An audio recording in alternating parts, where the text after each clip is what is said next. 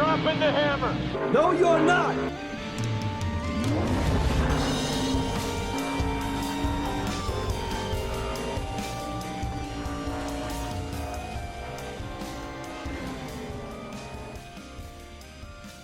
Hey there, I'm Dale McFadden, and welcome to a new episode of Dropping the Hammer with Dale McFadden.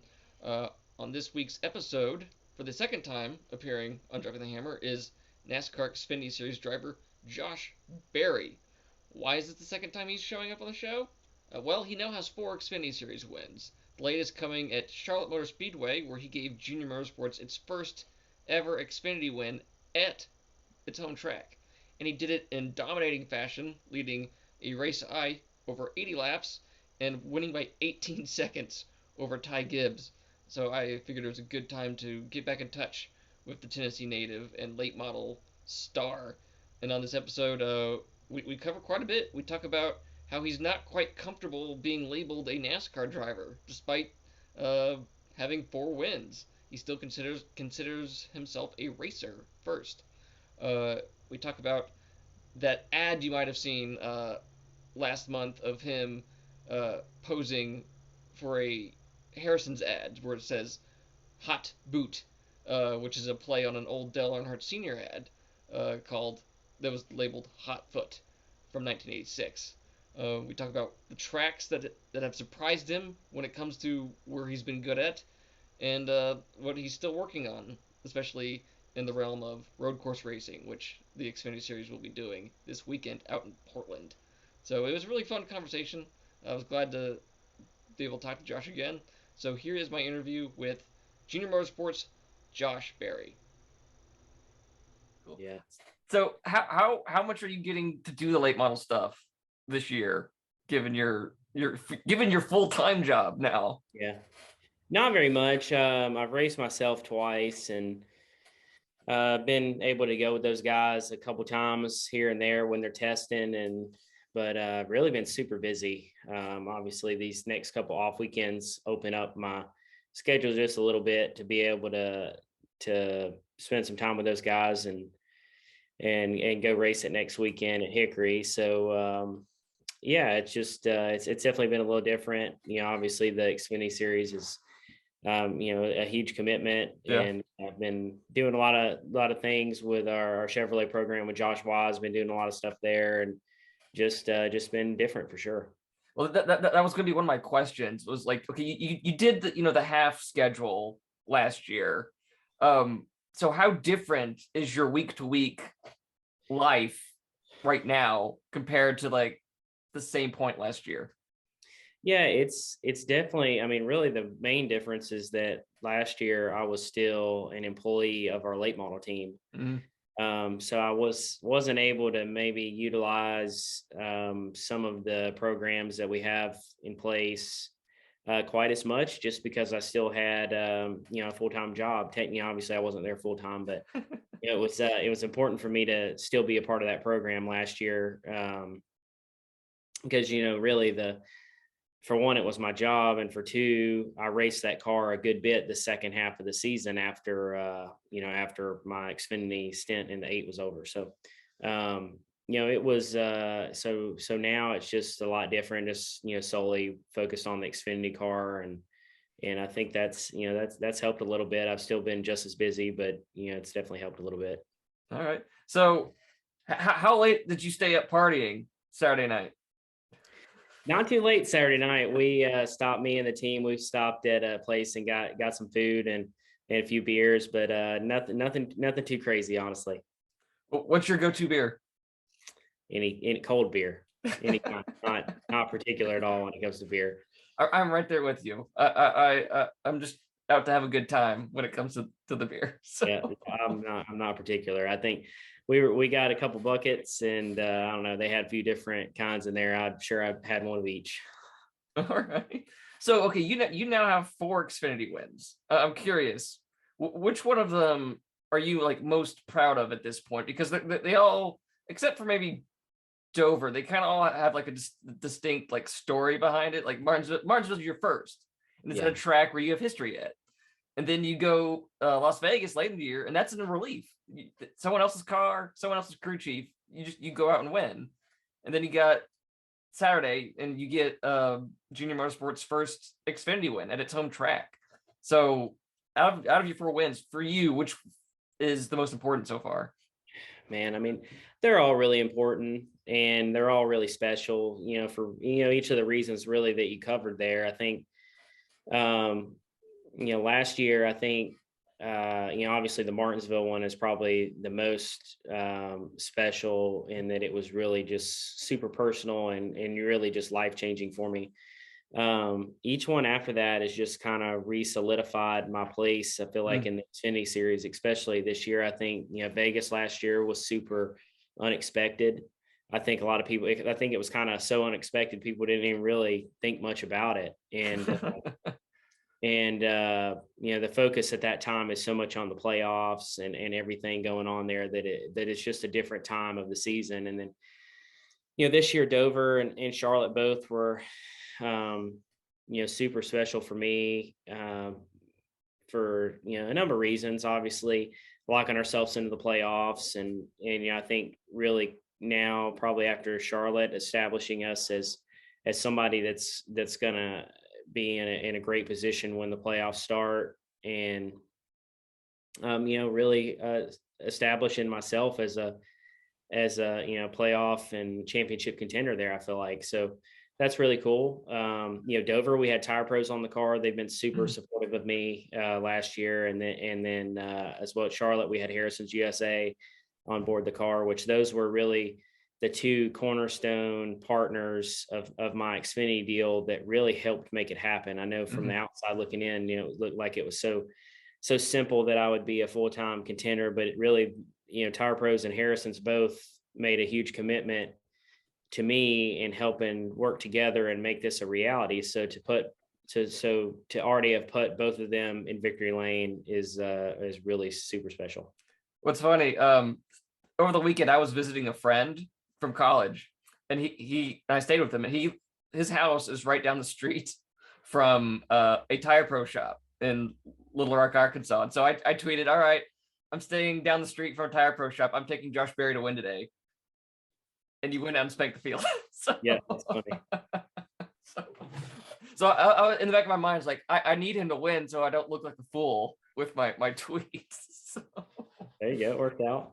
So with the Xfinity now being your full-time job, I'm wondering, do you, Josh Berry, do you think of yourself as a NASCAR driver? Is that like the thing you identify as, like, I'm Josh Berry, NASCAR driver, or are you like, in the back of your head, I'm just a late model driver still? Oh, man, I don't know. I've always looked at myself as, I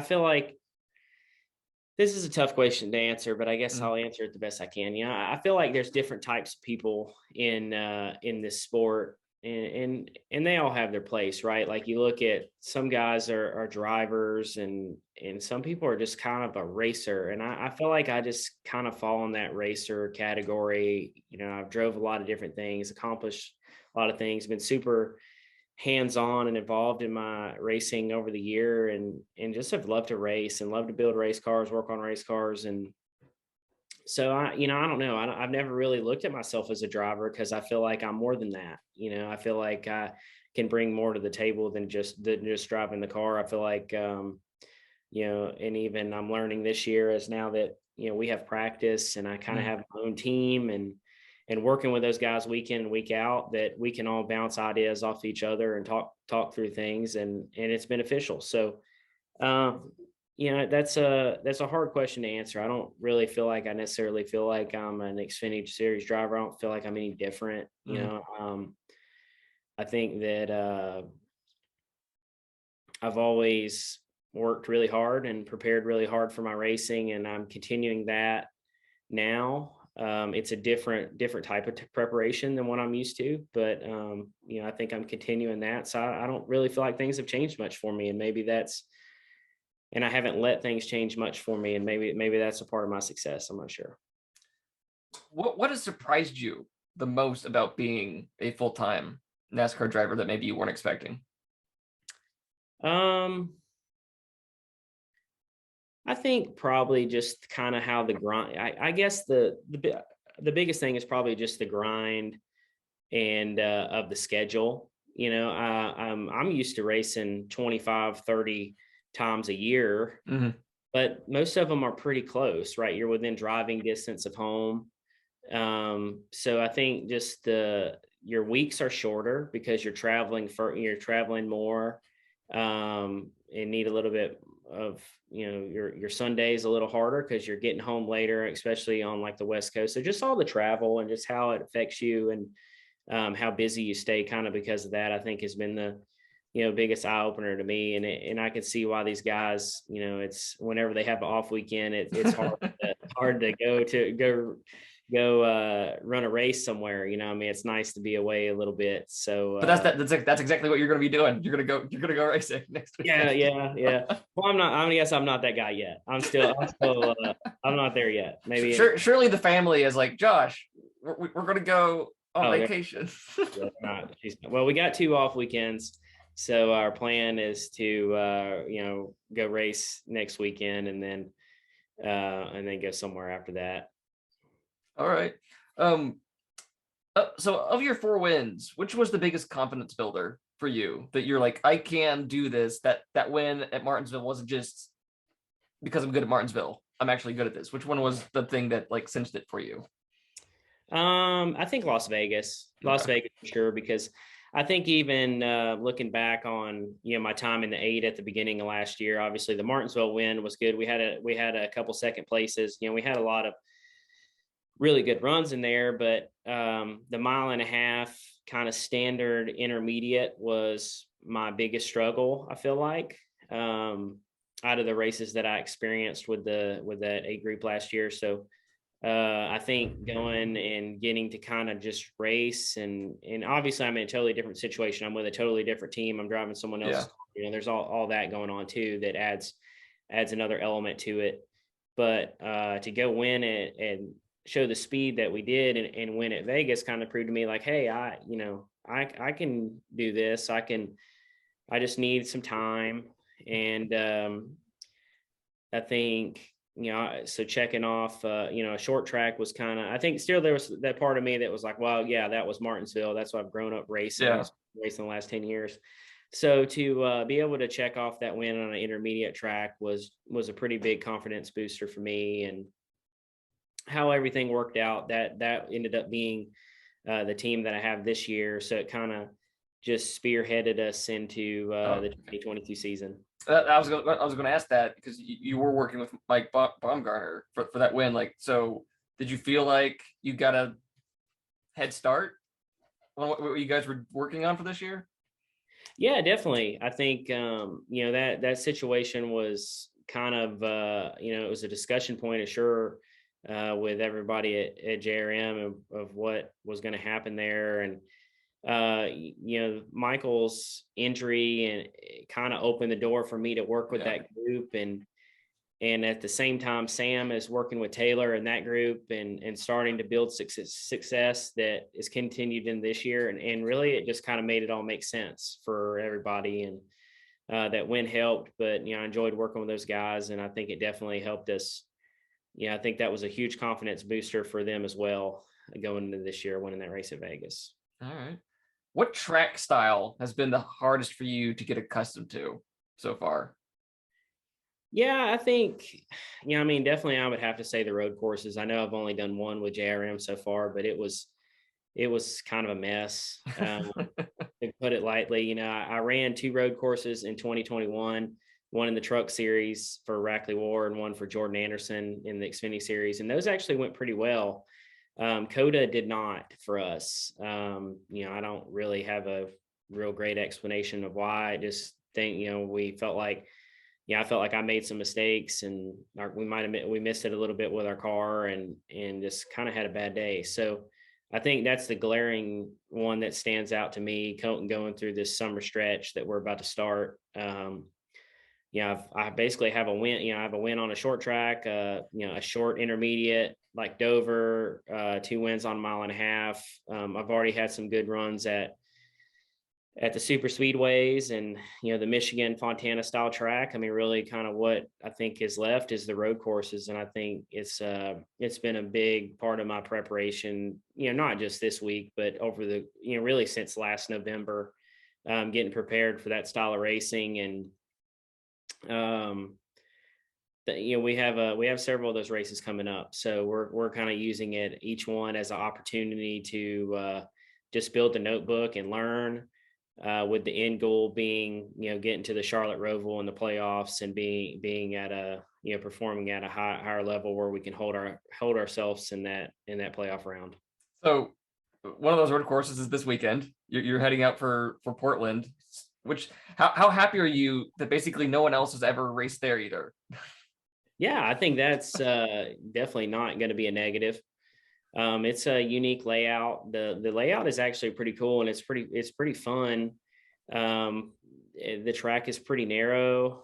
There's not a whole lot of opportunities for passing, so I'm not really sure how it's going to race. I think I have a feeling it's probably going to be a pretty exciting race. Maybe not for all the reasons that we want, but there's rain in the forecast. There is? I didn't know that. Yeah. Okay.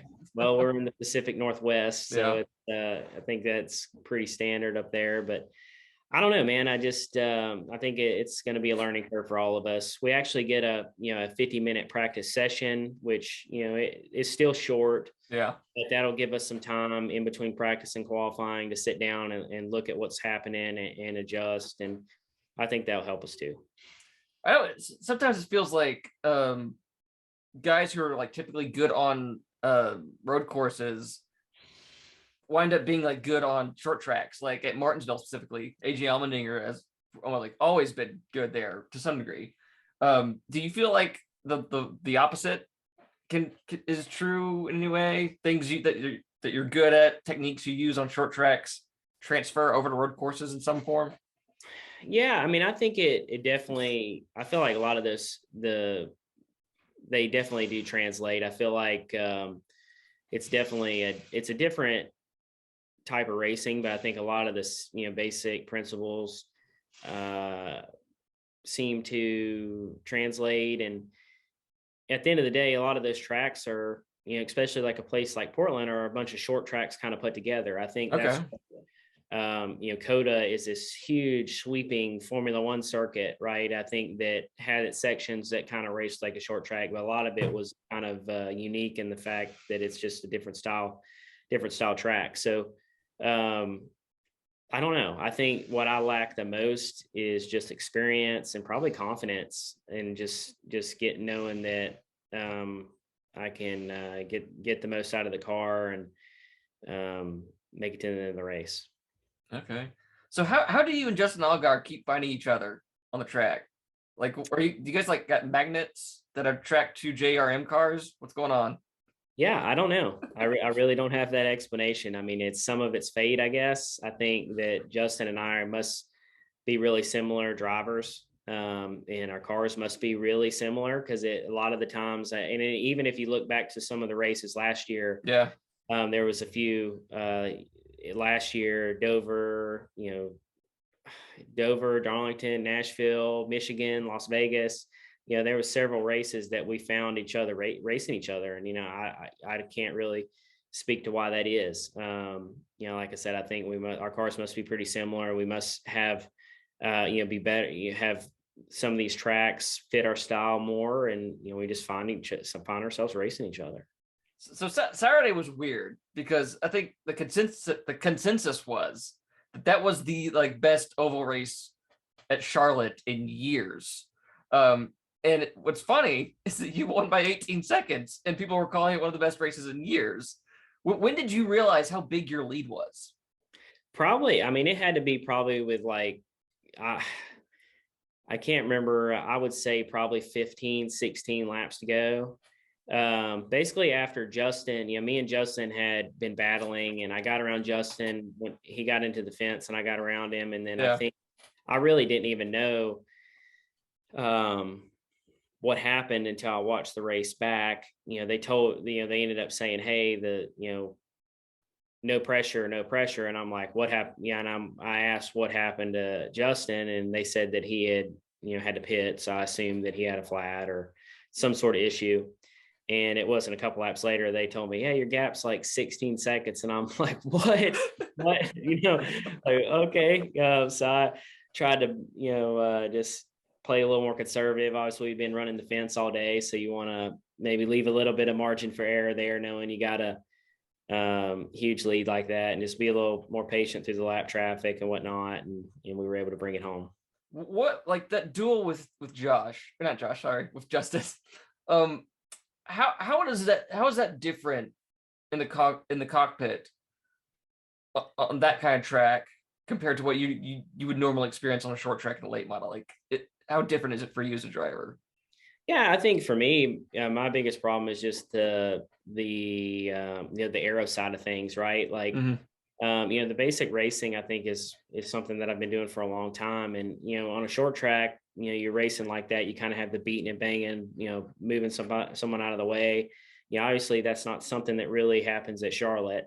So just knowing the type of situations that you get put in and how you have to race differently, knowing that, that's a part of it, I think is the hardest part. You can't just dive down to the bottom and make a pass. It has to be a little bit more thought out and planned. And, it's something that I'm still learning for sure. There's been times this year that I've made some mistakes, and but overall I'm learning every week. I feel like, the potential's there. We just got to keep going at it.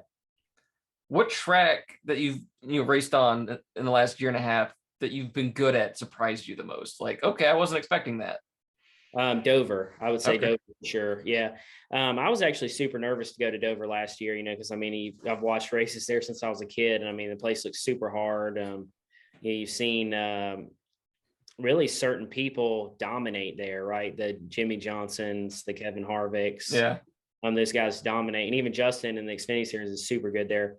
So you know that it's kind of one of those tracks that like fits a certain driver or, specific mindset. And, I'm not really sure I know why that it fit me, but, really from the first time I remember going there last year, we were in the Dash for Cash, and I actually kind of scrapped and clawed and put together a little ARCA deal for me to run on that Friday to see the place before that, because I knew how big of an opportunity we had in front of us on Saturday. And ran second in the ARCA race, ended up running second in the Xfinity race, and really just took to the place. So, sometimes you can't really explain it. So, like at the late model level, you clearly you have sponsors to some degree.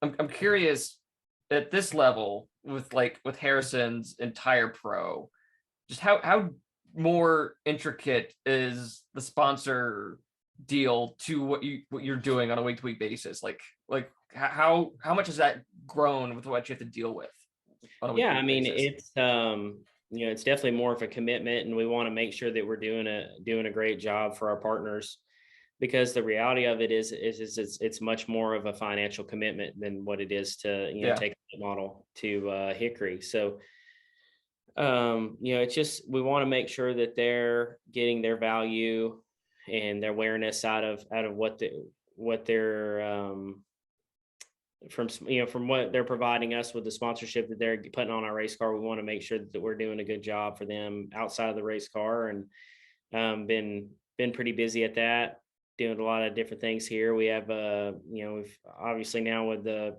COVID protocols changing, we're doing some more appearances and stuff, and it's made it more fun for sure. What have been like the turnouts at those appearances? Like, are the amount of fans maybe surprising you with how many people are turning out to see you? Yeah, I think so.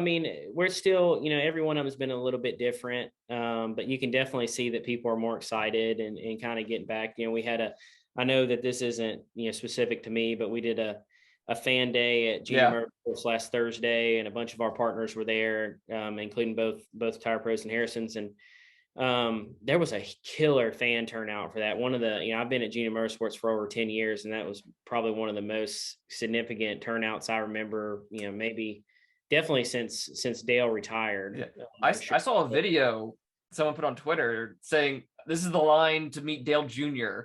And it went like it looked a mile long. It just kept going and Yeah, going. it was crazy, really crazy. So that's awesome to see. And, we hopefully we can, that's what we're trying to accomplish by, going to Harrison stores, and there's Tire Pros locations all over the country, getting to do that, trying to drive people in there and support their business. I believe it was for Harrison's. Like it was at least put out on social media where it's like it's like one hot shoe, and you're like lean back. And I think it's a play on a Dale Earnhardt Sr. ad.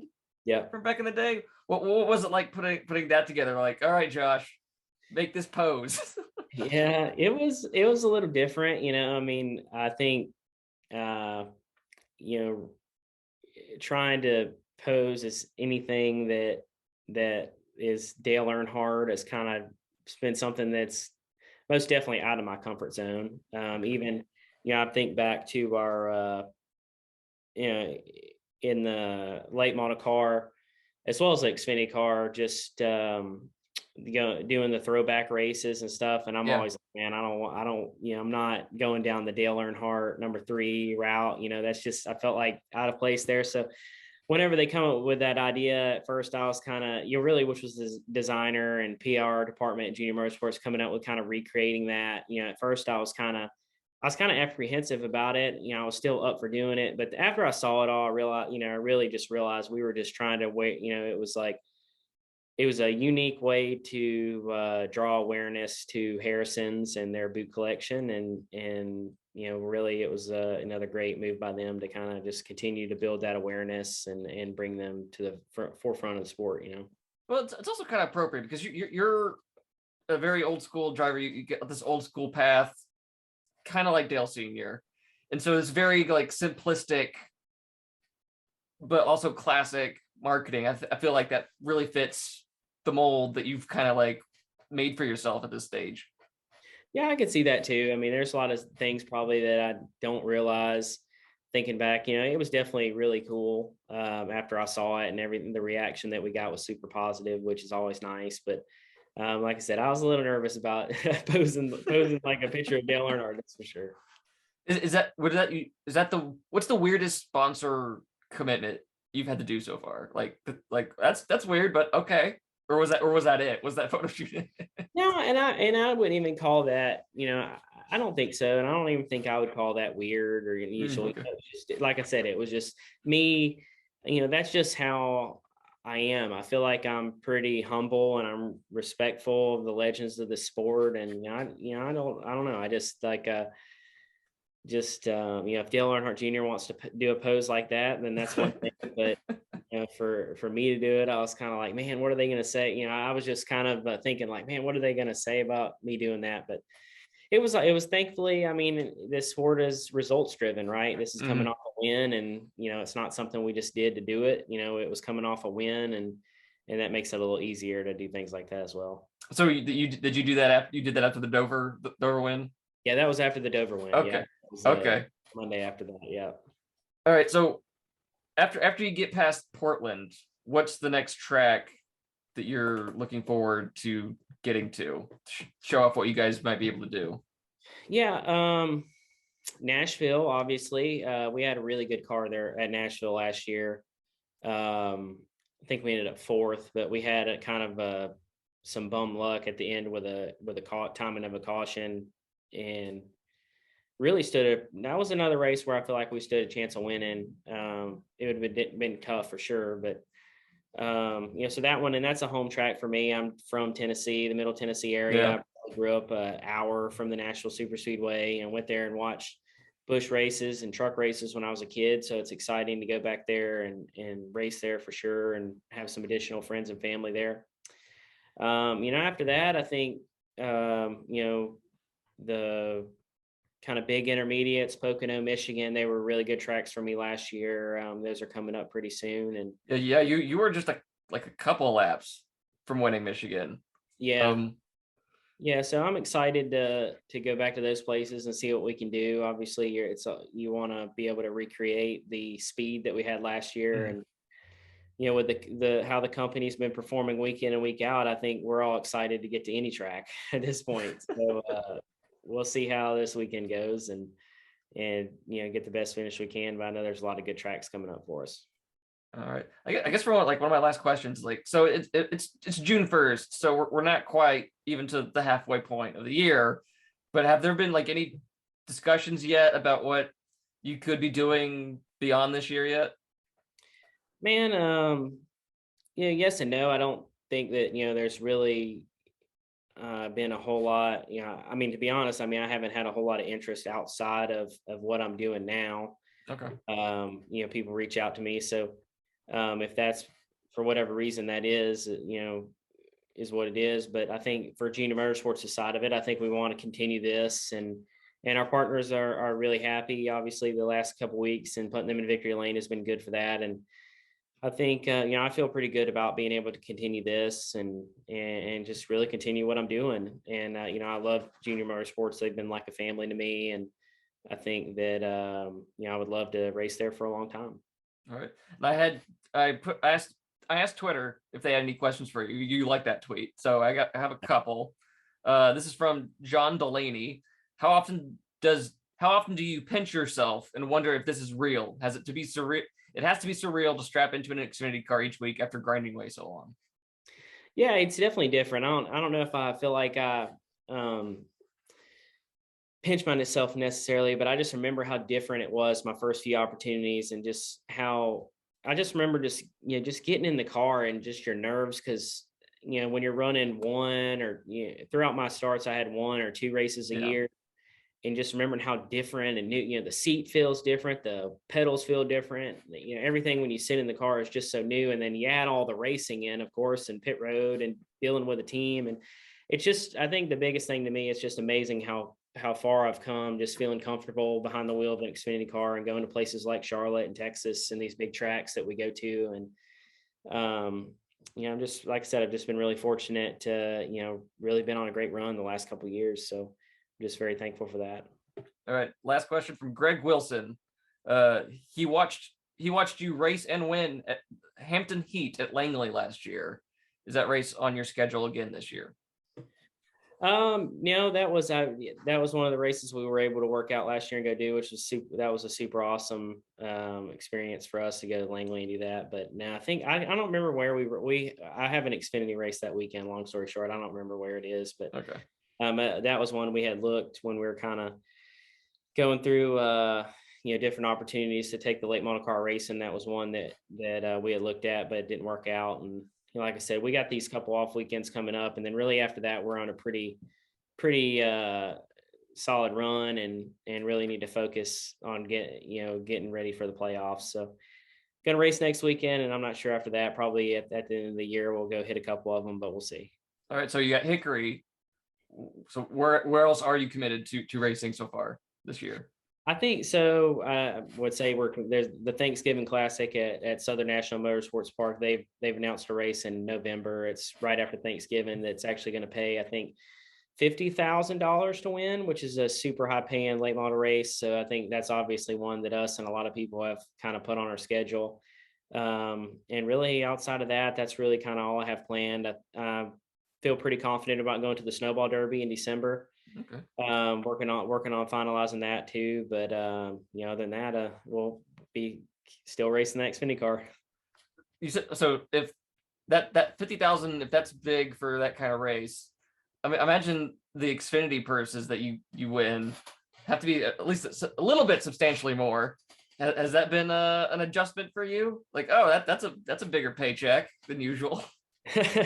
Well, yeah, at times, but that all goes all to Junior Motorsports, and then they decide how much to give me. So no, it's been like I said, I've been super fortunate, man. I can't complain about anything. I love what I'm doing. I really loved what I'm doing, what I've been doing the last 10 years. I really can't say that. Sometimes people come to me and they're like, oh man, you were on such a grind, and how did you keep doing what you're doing and all this stuff? And I was like, well, I mean, it's easy. I mean, I loved racing the late model car. I still love it. I loved that whole group and everything we were able to accomplish was so much fun, and getting to work on race cars every week. I was super fortunate doing what I was doing. I know that, at times you carry frustration of thinking that you deserve or can perform at a higher level, but it doesn't work out for everyone. And, I'm not going to say that I was at peace with that, but I was comfortable thinking that I would be a career short tracker. So, my life dramatically changed pretty quick, but, I'm thankful for that. And, I think about, this is a quote that I remember from last year from Daniel Hemrick after he won the championship. And I was so impressed that it's like he pre-rehearsed it or something after he won that race. He said, that he was asked about his journey to get there, and he said, I would do it all over again for a night like this. And, I feel like that's how I feel after Saturday afternoon, right? I would do everything over again for an afternoon like Saturday and getting to take that car to victory lane. So it's been really special. Okay. This is my last question. So you're having to fly to Washington tomorrow. What does Josh Berry do on a very, very long flight like you're about to have tomorrow? Yeah, I mean, just download some stuff on Netflix and watch it is really about it. I have trouble sleeping on the planes. I don't Same. really, I can never get comfortable and sleep. Maybe if it's super late at night, I can sleep for a little while, but we'll be traveling. We leave at 8:00 in the morning tomorrow. So, I mean, that'll be basically right when I'll get up and go straight there. So it'll be hard to sleep for much of it. So I'll just have to download some stuff tonight and enough stuff to survive a flight to Portland. So it'll be 7 or 8 hours probably. What are you watching on Netflix right now? Like what's on your queue? I've been running through a lot of stuff flying lately, I feel like, but all the racing stuff I've already hit, and probably I need to go for like something with some more length to it. I need to finish watching the last season of Ozark, so that's one thing I'm probably going to look at, and I'm sure I'll get on there and find something else too. You should watch Russian Doll. Russian Doll, I'll look it up. It has 2 seasons, and it's basically the first season's about a woman who keeps replaying her 37th birthday over and over again. She gets stuck in this time loop, and she has to like figure out how to get out of it. It's a comedy. It's hilarious. You should try that. Russian Doll. Sounds good. All right, Josh. Thanks for taking time out of your day. I appreciate it. Have fun tomorrow on your flight, and I hope you're able to figure out Portland. Yeah, thank you, man. I appreciate it. I'll see you around. All right, take care.